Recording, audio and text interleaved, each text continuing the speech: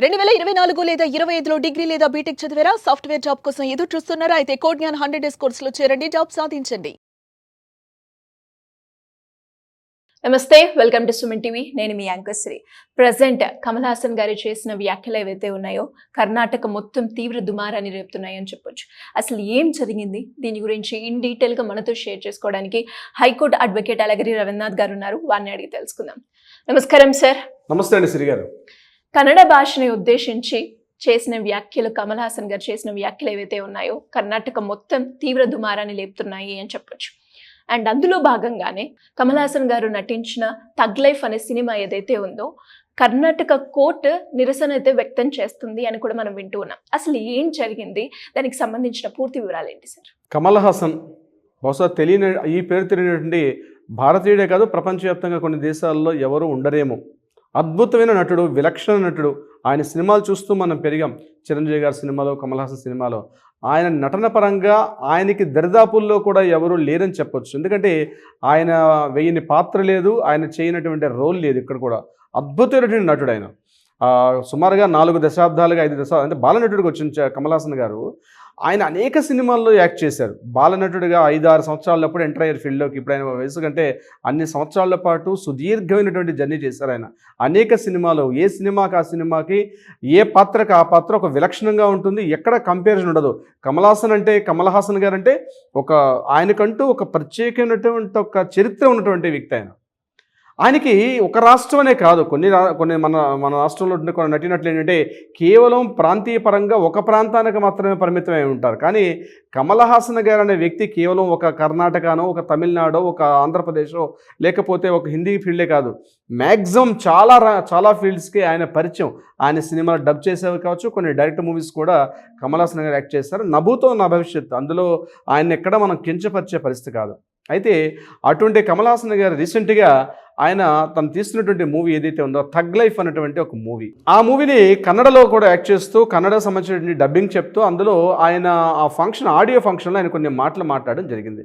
అందులో ఏం చెప్పారంటే, ఈ ముఖ్యంగా దక్షిణాది భాషలన్నింటికి కూడా తమిళం భాష మాతృక భాష అని, ఇక్కడ నుంచే కర్ణాటక అన్నటువంటి కన్నడ భాషను కూడా ఏర్పాటైందని, కన్నడ, తెలుగు, తులు ఇట్లాంటి భాషలన్నీ కూడా తమిళమే ప్రధాన మాతృక అని చెప్తూ ఆయన మాట్లాడడం కూడా జరిగింది. కన్నడ భాష కూడా అలానే డెవలప్ అయింది అని చెప్పడం జరిగింది. ఒకప్పుడు ఇలాంటి వ్యాఖ్యలు చేసేటప్పుడు ఏంటంటే పెద్దగా పట్టించుకునేవారు కాదు. కానీ ఇప్పుడు అట్లా కాదు కదా. సోషల్ మీడియా బాగా స్ప్రెడ్ అయిపోయింది. ఈరోజు బాగా ఏ చిన్న మాటన్నా పట్టుకుంటారు. రీసెంట్గా మనం రాజేంద్ర ప్రసాద్ గారి విషయంలో కూడా మనం చూసాం. సో ఇలా జరిగితే వెంటనే అలా పట్టుకుంటుంది ఈ రోజున మీడియాలో. ముఖ్యంగా సెలబ్రిటీస్ అనుకున్న వాళ్ళు చాలా జాగ్రత్తగా మాట్లాడాల్సిన పరిస్థితి.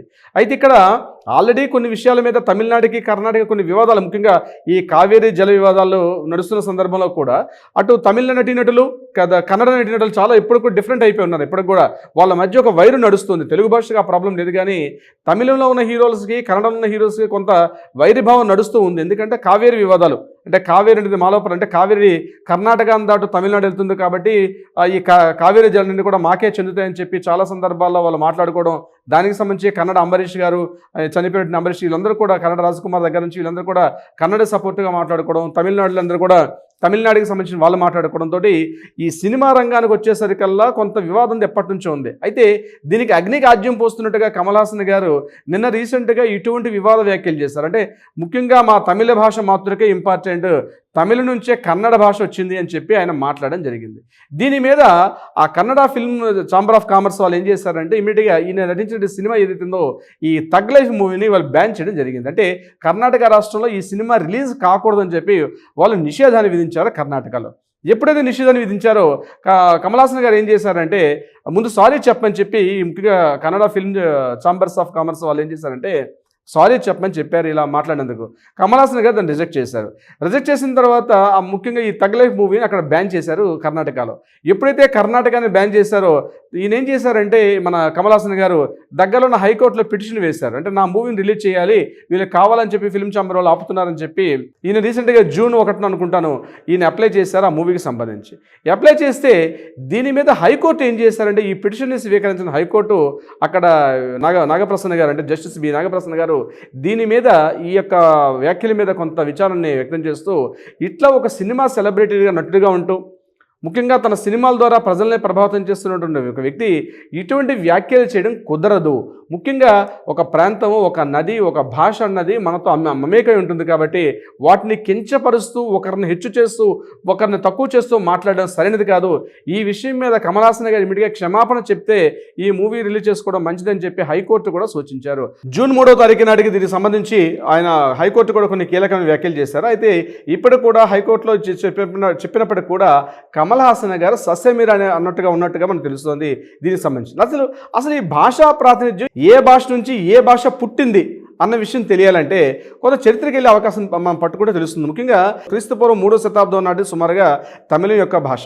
ఈ తమిళ భాష నుంచి వచ్చిన కొద్దికి అంటే క్రీస్తు శకం అంటే మనం మోడర్న్ మాట్లాడుకుంటే బీసీ తర్వాత మనం ఇప్పుడున్నటువంటి పరిస్థితి చూసినట్లయితే around 2nd century 3rd century ఈ కర్ణాటక అన్నటువంటి భాష, అదే కన్నడ భాష అనేది ఏర్పాటు అయినట్టుగా తెలుస్తుంది. కర్ణాటకం అంటే చెవికి ఇంపుగా ఉంటుంది, కర్ణం అంటే చెవి, అటకం అంటే ఇంపుగా ఉండేది. సో కర్ణాటకం అంటే చెవికి ఇంపుగా ఉన్నటువంటి భాష కన్నడ భాష అని చెప్పి వాళ్ళు చాలా ఆ భాష మీద ప్రాంతీయ అభిమానం ఎక్కువ ఉంటుంది. మన తెలుగు వాళ్ళకి మన భాష మీద ఎవరు కామెంట్ చేసినా, ఎవరు ఏమైనా దున్నపోత మీద వాన కురుస్తుంటే ఎవరు పట్టించుకోరు. కానీ కన్నడిగులు అట్లా కాకుండా మా భాషను ఇట్లా కించపరిచి మాట్లాడతారా, వీలైతే ఆ సినిమాని బ్యాన్ చేస్తామని చెప్పి కూడా ఈ కమల్ హాసన్ చెప్పడం కూడా జరిగింది. ఇప్పుడు భాషా మాత్రం ఏంటంటే కన్నడ, తులు, అదేవిధంగా తెలుగు, ఈ భాషలన్నీ కూడా ఎవరికి వాళ్ళకి ప్రత్యేక ప్రాంతంతో ఒక ప్రత్యేకంగా అభివృద్ధి చేసుకునే భాష మన తల్లి, మన నది, మన ప్రకృతి, మన నేచర్ అంటే ఒక మమేకంతో కూడుకున్నటువంటి ఒక ఆరాధన భావం ఉంటుంది ప్రతి వ్యక్తికి. అటువంటి భావన ఈరోజు కన్నడిగులు చూపించుకున్నారు. అయితే నిన్న కోర్టు చెప్పినప్పుడు కూడా కమల్ హాసన్ గారు ఏం చేశారంటే నిన్న మిగిలిన దేశం అంతా కూడా సినిమా రిలీజ్ చేసుకున్నారు, కానీ కర్ణాటక ప్రాంతంలో రిలీజ్ చేశారు. ఏదేమైనా ఆయన కూడా పట్టుసడలకుండా ఉన్నారు. అయితే హైకోర్టు కొన్ని వ్యాఖ్యలు చెప్పడం జరిగింది. మీరు ఆఫ్ ద రికార్డ్ బయటకు వెళ్ళిన తర్వాత మీరు అందరూ కూర్చొని మీరు కూర్చొని సారీ చెప్పుకొని వెళ్ళిపోమన్నట్టుగా చెప్పినట్టుగా తెలుస్తుంది. అయినప్పటికీ కూడా కమల్ హాసన్ గారు సస్యమీరా అన్నట్టుగా మనకు అందుతున్న ఇన్ఫర్మేషన్ ప్రకారం మనం చెప్పొచ్చు. ఏదేమైనప్పుడు కూడా ఒక ప్రాంతంలో ఇప్పుడు సినిమా అన్నది ఒకప్పటి వరకు ఏ భాషకు ఆ భాష ఉండేది. ఈరోజు భాషా పరిమితి బాగా పెరిగిపోయింది. ఇప్పుడు మన RRR సినిమా తీసుకుంటే ఖండాంతరాలకు వ్యాపించి జపాన్ లాంటి దేశాల్లో కూడా మన ఈ సినిమాని అక్కడ వాళ్ళ భాషలో డబ్ చేసుకుని అక్కడ కూడా వినేవాళ్ళు ఉన్నారు. బాహుబలి కావచ్చు, మగధీర కావచ్చు, అదేవిధంగా RRR సినిమాలు, చాలా తెలుగు సినిమాలు, నాట్ ఓన్లీ ఒక రాజమౌళి సినిమాలనే కాదు. మెయిన్ ఈ సినిమాలు వచ్చిన తర్వాత ఏమైందంటే ప్రపంచవ్యాప్తంగా అయిపోయిందంటే ప్రపంచమే కుటుంబం అయిపోయింది ఈరోజు. ఏ భాషకు ఆ భాష. కానీ మనం వేరే చోటుకి వెళ్ళి మాట్లాడేటప్పుడు ఆ భాష మీద, ఆ వ్యక్తుల మీద మనం గౌరవ సూచకంగా మాట్లాడితే ఇటువంటి వివాదాలు వచ్చే అవకాశం ఉండదు. కానీ కమల్ హాసన్ గారు ఇది తప్పేరేమో, నేను కూడా వీడియో చూశాను, ఆయన బహుశా అలా మాట్లాడడం సరికాదేమో అన్నట్టుగా నాకు అనిపించింది. ఏదేమైనప్పుడు కూడా మనకు ఒక కోర్టు, మనం ఏర్పరచుకున్న కోర్టు ఒక తీర్పు చెప్పినప్పుడు ఎవరైనా సరే సెలబ్రిటీయా, కామన్ మ్యాన్ కాకుండా ఎవరైనా రెస్పెక్ట్ చేయడం అనేది మనకి రాజ్యాంగం మీద, మన కోర్టుల వ్యవస్థల మీద మాత్రం మనం నమ్మకం అనేది తప్పనిసరిగా ఉంచాలి.